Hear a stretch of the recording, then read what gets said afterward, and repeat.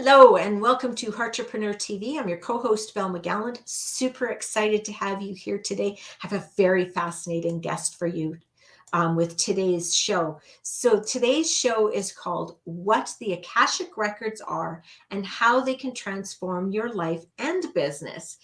My guest today is Amy Robeson. She is a master Akashic Records teacher and a mentor who helps people tap into their most powerful inner potential and experience transformation and magic. She is passionate about exploring spiritual concepts and truths and encourages her students to get curious and stay curious. As the founder of Sacred Awakening, she has created a powerful Akashic Records program, allowing her students to receive areas in an area of their life so they can live an empowered, aligned life. Amy is the perfect guide, breaking down complex spiritual concepts to meet her students where they are, helping them overcome roadblocks, outdated beliefs, and even trauma to achieve their highest good. Welcome to the call. Welcome to the show, Amy. Thanks, Velma. I'm so excited to be here. Very excited to have you here. I find the topic of Akashic Records quite fascinating. And before we really get digging into that, not everybody who's listening or watching is going to know what an Akashic Record is. So can you share with us what they really are? Yeah, absolutely. So the Akashic Records is a field of infinite possibilities. Every word, deed, thought from the moment your soul is incepted is recorded in the Akash. And we could go into the Akash to speak to the guardians of the records around any and all areas of our life. And they give us advice based on that present moment in time. They take a bird's eye view of everything your soul has ever experienced, everything your soul could experience, and they give us options and possibilities and different perspectives on ways to think, ways to look, and ways to break habits to get where we're wanting to go. And it's really a life tool because it is a spiritual tool, but for me, it's a life tool because if I'm having a hard time manifesting something or creating my business, I can go in there and ask what habits are causing me to not be able to create this very thing that I'm wanting to create, or what's preventing me from having what I want. And it's a very fascinating tool. And I've been doing this for a long time and I'm still fascinated by it because as we evolve, they evolve too. And it's really neat to see. Well, and I love, like, yes, it makes sense that it's a spiritual tool. And I love that you directly connect that to it being a life tool because you know what? They're I don't know if I can necessarily say they're one and the same, but they are so interconnected that it's important to understand that our spirit and our spirituality is a tool in our life. So that makes a lot of sense to me. Yeah, absolutely. I think our goal is to live more of a spiritual life. And if we can make even like doing the dishes a spiritual practice and not be triggered that I have to wash this nasty pan, like it allows us to approach life and tasks that we don't necessarily want to do with a completely different perspective. I like that. And I think it is. I agree with you that it's super important that they not be separate. Just because we use a separate label to describe it does not mean that they are separate. Absolutely. Okay. So you mentioned that you use this this tool, these records, as a way to support you with respect to your life and business. And I think what you said was something along the lines of what habit is in the way, or and I almost hear what habit would be of value for me to cultivate when I hear that. I hear the opposite of that. And is that something that we can access through the Akashic Records? Yeah, absolutely. And the cool thing is I love that you reframed how I said it, Velma, because we all use words in a different way that resonate with us. Mm-hmm. And the guardians will always speak with us in terms and vocabulary and words that resonate with us so we can take that action and understand what it is that they're sharing, because they might share something with me that maybe the similar advice that they might share with you, but they might use completely different words for it to land and to resonate. And absolutely, in terms of habits. So like for me, one of the things that I was noticing when I was first starting to grow my business is like my money was going down, down, down. Like, and I was like, man, like I need to get my business up and going. Why is my money going down? Like I'm putting in all this effort, like Mhm. what's the money block that I have? What's my money story? And they shared with me and identified one, a money block that I had that I created when I was a teenager, when I first got my first job, and how a traumatic transition when I was a teenager, when my parents got a divorce. And when my parents got a divorce, I gave all my money that I saved from my first job to my mom so we could go and we can live and we can be in an apartment and we could afford things. And so what they were able to do is they were able to help me identify anytime I make a major transition. So transitioning from corporate to business, I had to go down to $0 in my account in order for that transition to be clean, clear, and cut and feel peaceful at making that transition. Well, I don't want to do that if I'm in my 40s or in my 30s or whatever. Like it's not a good habit to continue, right? And so then they gave Mhm. me the step by step on how to clear that money story, and also identified when this also happened during other big transitions in my life when I wasn't even noticing or connecting the dots as well, which is really neat. So it can help with like any type of habit. So it's like if you're doing something that you're like, why am I continuing to do this thing? Or why do I continue to attract this type of behavior or these types of people? They can help you identify why and how to overcome it. Okay. So why and how? Okay. Okay. Um, so I like a lot of what you shared there. You know, you're saying that they they speak to us with our words, and that makes sense to me. It's because my ears are not the same as your ears. My background is not the same as yours. You know, Exactly. how I've learned to communicate is going to be different from the way you've learned how to communicate. I mean, I'm honest, in reality, that is why you can have so many people in the same industry with the same niche doing the same or very similar things, and they can all succeed because there's an abundance of ears that are more like our words. Exactly. Yes. Yes. Yes. Yes. And it's going to fall on deaf ears if they're not using vocabulary that you resonate with. Hmm. Well, and that makes that again, it makes a lot of sense because if I'm if I'm utilizing this as a tool and I'm connecting to the records and the record keepers, and I think those were the words that you used. Mhm. Um, if I'm going to make that effort to reach out to this in order to find, you know, what are my blocks, what are my stories, what are my habits, then I'm going to get the equal effort back. So it makes sense to me that they're going to reward me in the way that I'm going to hear. At least that's what I'm getting over here. You got it. You got Okay. it right. Okay. Um,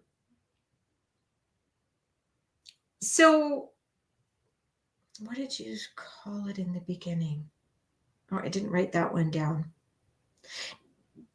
You did share though that the Akashic records, um, it almost sounds like it's giving me a snapshot of where I've been to here, and then beyond here, even though I know there's concepts that say it's all happening at the same time, but Yeah. beyond here is possibility, right? So Yeah. there, So it's a field of infinite possibilities. right. That's what it was. And yeah, it's a field of infinite possibilities. And we are multidimensional, meaning like everything's happening simultaneously. And so there's many perspectives on how the Akashic records can be used. And a lot of times people will hear the Akashic records are only used for past life regressions. And that's totally not the way that I utilize them. Do I utilize past life regressions in the records? Absolutely. But that's just a snippet of what we can do in the records, because we want to look at the past, we want to look at the future, and we want to look at the present.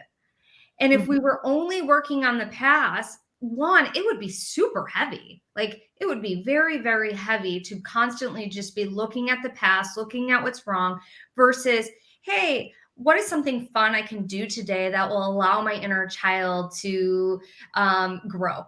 we can ask something like that. Or, hey, what color would benefit me to wear today so I can feel a little more outgoing? Or what is something that I can do that will allow me to speak my truth, allow me to be vulnerable, and still feel at peace when I'm doing it? They're Mhm. going to share different things with you. And like how we ask the question is also really important, because the questions we ask in life, in and out of the records, are how we're going to create our reality. And I was like explaining it this way too. It's like, have you ever signed a contract and you didn't read the fine print? And then when you're halfway into the contract, or maybe a day into the contract, you're like, wait, this isn't what exactly I was expecting, but you didn't read the fine print. Then when you read the fine print, you're like, man, I should have asked more questions. And it's similar to that. It's like, the more questions you have, the more information is going to be revealed. And that's why I think one of the best spiritual tools that you can have in your toolbox is curiosity. And the Akashic records help with curiosity. I just wrote that word because I wrote ask more questions and then I put curiosity. And just as I finished the last letter, that's when you let that out. And I really love because you were saying that the past life can be really heavy. And the reality is, in this life, the past can be really heavy. And constantly looking in our rear view mirror does not serve us. Because I mean, if I've got my rear view mirror, you got your car rear view mirror, and if I've got it right up here, Yes, that would be all that intense. I can see, I'm going to trip over things. I don't have a vision for my future. I have like it's a tool. It's not everything, right? Yeah, it's not meant to be looked at all day long, the entire time you're driving, because you have to look forward and you have to be present with what's around you as well. And I love that analogy, Velma, because we it's not healthy to only focus on the past, and it's not healthy to only focus on the future. We have to have balance, and we look at the past to understand habits or where something came from, and then we look towards the future to get excited, because the way that we view the future in the present moment is what's going to create the future. And Mhm. so if we can get super excited in the present moment, if we can break habits in the present moment, if we can have more fun, because adulting's hard, and if we can invite more fun into our life, that's going to allow you to create the future that you truly want and desire as well. Exactly. And so asking more questions, the curiosity regarding, and I'm when I see that word curiosity and I look at, with the balance between past, present, and future, um, it creates a curiosity. I have a curiosity about my past, right? Which will have me look at my rearview mirror. I have a Mhm. curiosity about my present because I'm having specific experiences. And to be quite frank, I'd rather be curious about it than upset about it. Exactly, because when we have traumatic things happen to it, and it doesn't matter if it's big or small, they're traumatic and they can be very scary to look at. And so Mhm. if we take a more curious approach, like, why am I behaving that way? Or why did I react that way? Or why does this keep on occurring? Or curious on, like, what can I do differently next time? Or can I have a different perspective on this situation that allows me to have more peace with what happened? And that's the cool thing about the records, is the guardians, also known as the masters, teachers, and loved ones, they offer different perspectives, because we are seeing through a lens that was created from the past. And that lens is very skewed sometimes depending on the situation and the experience. And so Mhm. it can create this tunnel vision. And when the guardians come in and they offer a different perspective that allows us to widen that tunnel vision, allows us to start cleaning the lens off of any old trauma and old debris that's skewing our perception as well. Right. Yeah, I call it, I've got a few analogies like that as well, because I do a lot of work around beliefs, and they are, each belief that we have is like wearing another pair of glasses. And if I've got 10 pairs of prescription glasses on my face, We'll see.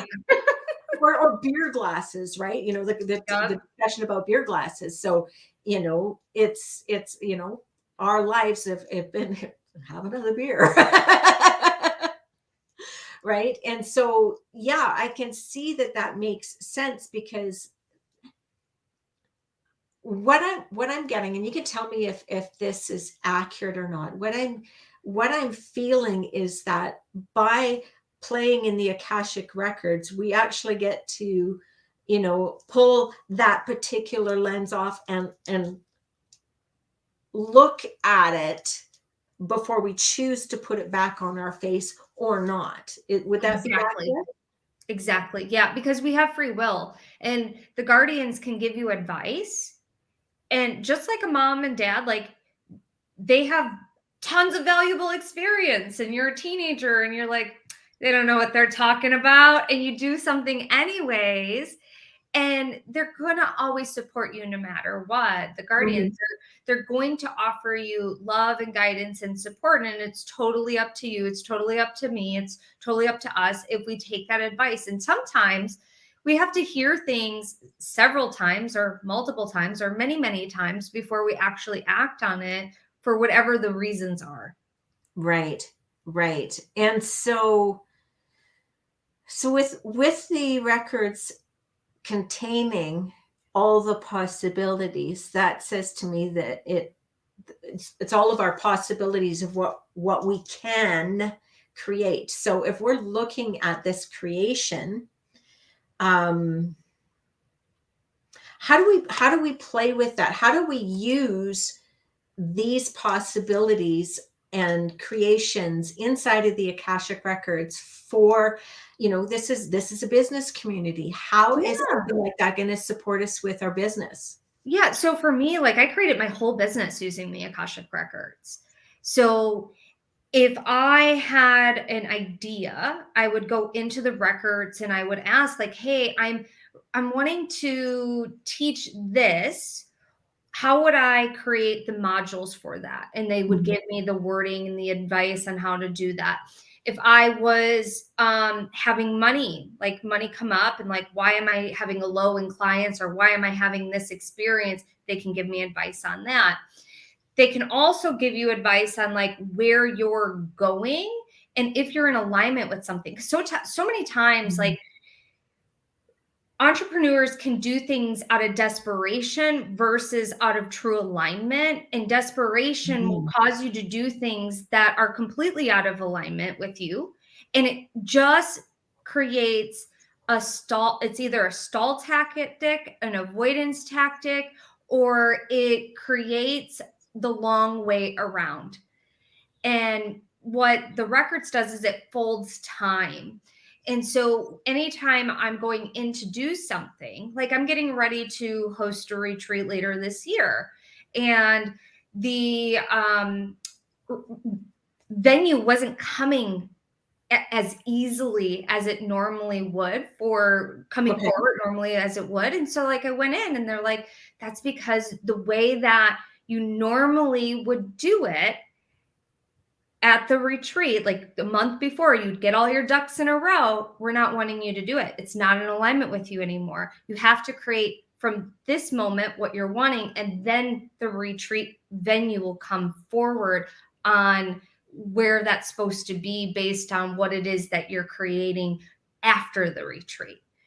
And which is a different way for me of doing how I would normally host my retreat. Normally I would get to the retreat, or the month before the retreat, have all the things that I plan on going over the retreat, what I'm going to offer after the retreat, and then we get to work after that. Where now it's like, nope, you do everything ahead of time. And that way the end of the year is a lot more in flow and it's not as hectic, because for me, I'm wanting to write more.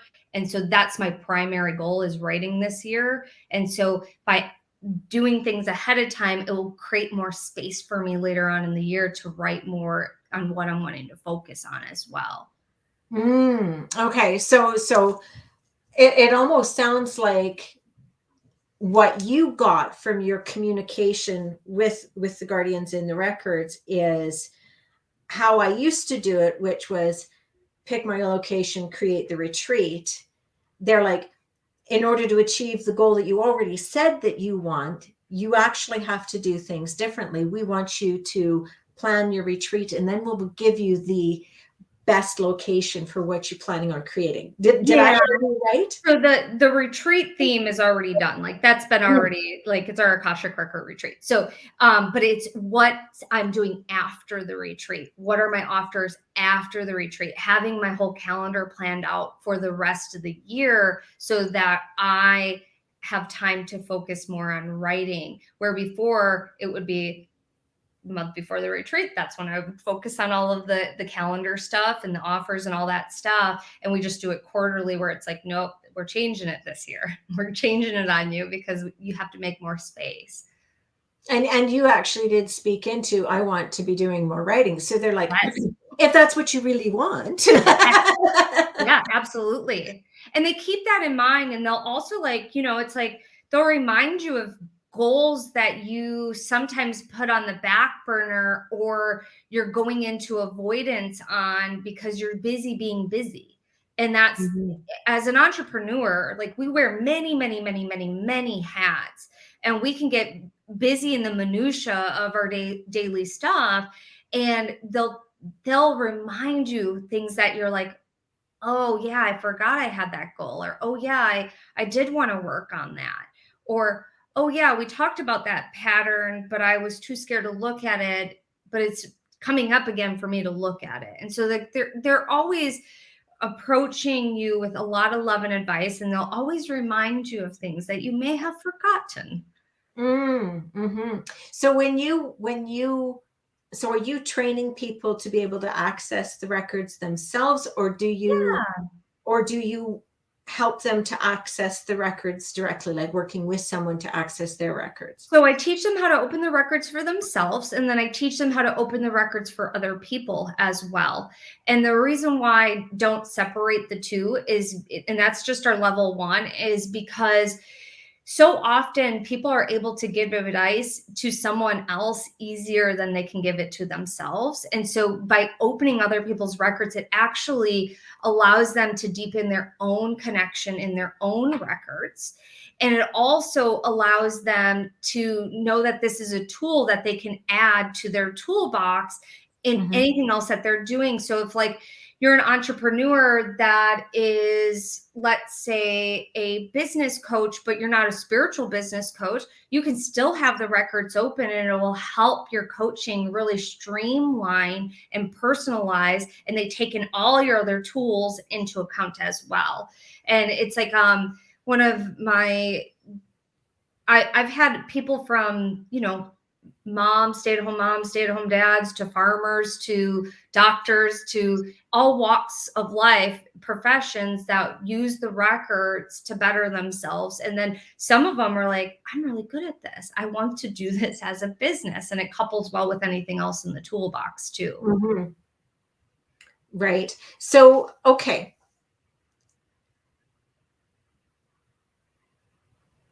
So when someone learns how to access their records, is this something that I would do daily, weekly, whenever I'm inspired, or It's totally up to you on how okay. often you want to do it. For my students, I always recommend, like, spend at least 5 minutes a day in them. Like 5 minutes. We all have 5 minutes. And the Mhm. process that I teach is not long or drawn out. Like, it's not a 30-minute process to get into the records, because nobody has time for that. Now, if everybody has 5 minutes, so you can spend 5 minutes a day. If you want to go in every other day, I recommend at least going in once a week, just because it keeps you in the vibrational connection with it. And it also reminds you that you have support. Like, we live in a very connected world, but yet it's a very lonely world. And so it's nice just having that beautiful connection where you're not going to be judged for anything you bring to the table or anything they want to discuss with you, because they're always going to approach you with love and kindness without any judgment.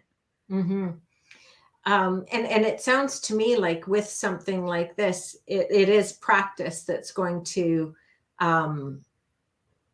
practice support us to be able to access the records better. And I think practice to asking the right questions. Yes, absolutely. And practice being curious throughout your day too, because the more we connect into the records, the more they help shift in perspective. And that shift starts to assist with the shifts gradual throughout the day, where you might not be as reactive or underreactive to situations or experiences. It's a really beautiful thing to see how an experience that triggered someone in the past no longer triggers them, because they've been working on themselves and working in the records. And that's why I say it's a life tool. It really is a life tool, because it really shifts the way you think. I love that. I love, even if people walk away with only one thing today, from what we've talked about, it would be practice being curious, because I think that's going to have an impact on how you move forward in your life. Because if I'm curious about what's not quite right, it shifts the energy. If I'm curious about what's working, it shifts and amplifies the energy. Like, it makes a huge difference on all of that. So that's my big takeaway from it. A lot of information that I took away from this, but I think that one is kind of like the glowing one for me. If you had one thing for people to focus their attention on, coming from the work that you do with respect to the Akashic Records, what's one thing you'd love to share with our audience? Listen to your heart. Your heart is your beacon. And the more that you tap into that sacred space, the more that it will guide you down your aligned path. And when something calls to you, like when you get a yes on it, do it. Like, absolutely do it, because there's a reason why you're getting a yes on it. And for me, it's like anytime something showed up on my path, even if I didn't even know what it was, like, and I got a yes on it, I was like, I'm doing it. And it has led me here speaking with you. It has led me to my business that I never thought I'd be teaching the Akashic Records. I never thought I'd be talking to people all around the world. Like, it's such a cool, amazing thing what happens when you just let your guard down and you just let your heart tell you, yes, do that. No, don't do that. And when you answer to the yes, magical doors open. Oh, I like that. I have to write that one down. When you answer to the yes, magical doors open. I like that one. Someone should put that one in the comments. That one was good. This was very fascinating to me.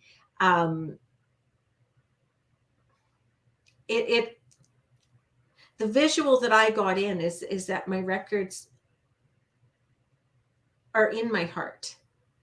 Yeah, we access, like, we work in our heart space a lot, and the heart is the bridge between the inner and outer world.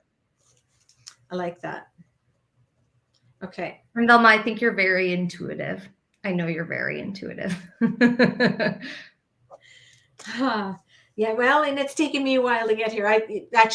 No, it has not taken me a while to get here. What it has been is giving myself permission to trust those things that are already there in me. Yes, absolutely. And that's the key. Like, intuition, we all have access to it. It's like we just got to trust it.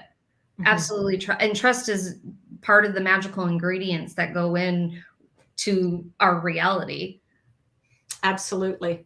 Absolutely. Okay. Awesome. This was absolutely fantastic. And for those of you who are in our community, Amy plays in our community. You will find her through our community. I know I found her inside our community, and I have found her on most socials as well. So definitely look for her. You could see her, the spelling of her name on the screen. For those of you who are out in YouTube land, come on over to the community. You can see the link directly on our screen here. Come on over, hang out with more heart-based business owners like Amy, like Terry, like myself. We have a wonderful community here, and we would absolutely love to have you. Thanks, Amy. I really enjoyed our Thanks for conversation. having me. I really enjoyed it too. Okay. Take care, everyone, and we'll see you next time.